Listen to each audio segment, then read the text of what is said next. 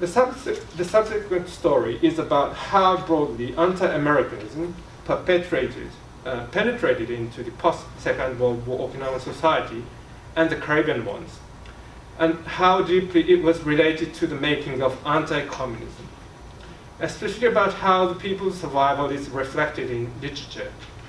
These all happened after the US Army evicted the population and built military bases by mobilizing the local people as labor force who did not have any other jobs to earn their livings.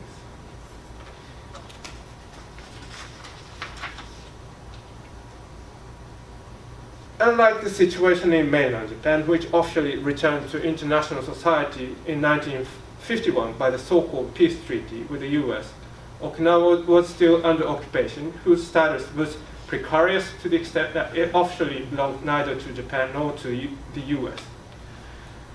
The United Civil Administration of the Ryukyu Islands, or USCAR, that governed the island since 1946, feared that a temporary boom of the poetic form called tanka, which is generally a conservative poetic form in mainland Japan, might provoke anti-American feelings. They thought that Okinawan's use of such a poetic form ideologically points at their aspiration to be reunited with mainland Japan. Therefore, hand in hand with the authorities in the University of the Ryukyus, where the activities of the radical students were officially permitted, they ordered censorship of the students' literary magazine called Ryudai Bungaku and expelled a number of students from the university in 1956.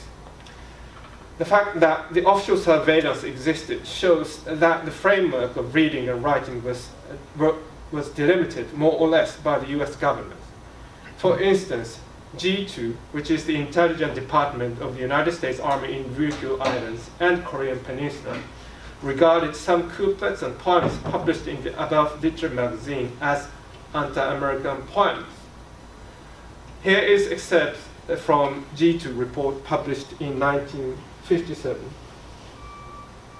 It says that the flags, the communist shouts, and the whining complaints of Naha's radical mayor, Senator Kamejiro, combined to somewhat deflect US attention from such a group as the Tanka Research Society of the Literature Department, Ryukyu University, Naha, Okinawa. The society, nevertheless, is another outlet for anti-American broadsides, this time in poetic form. The Ryukyu University bars deal with the current events, as do the calypso singers of Trinidad. Unquote. So this report suggests that the US occupiers tried to connect the tanka poets in Okinawa with calypsonians in Trinidad, who dealt in their songs with the political affairs of the times. The reason why the US intelligence saw a connection between tanka poems in Okinawa and calypsos in Trinidad is, according to one commentator, the fear that existed in the occupiers' minds regarding what anti-American means. So, furthermore, the sea change in political climate also affected how Shinjo, the poet, articulated aesthetic aspects of literary form. If I summarize shortly, the people and the intellectuals of Okinawa in the 1960s needed to be critical of the US-Japan collaboration in the militarization of the island. Whereas in the 1950s, it was urgent that they criticize the US military occupation since they deprived them of their land and resources for livelihood. For instance, they only needed safe lives uncontaminated by the noise of jet planes, pollutions from bases, and violence by the military personnel toward men and women whose culprits were absolved without being legally punished. In Okinawa, an island-wide organization, Fukikyo, which is the prefectural council for reversion to the home country, which means Japan, aimed at the reversion to the mainland Japan, was formed in 1960.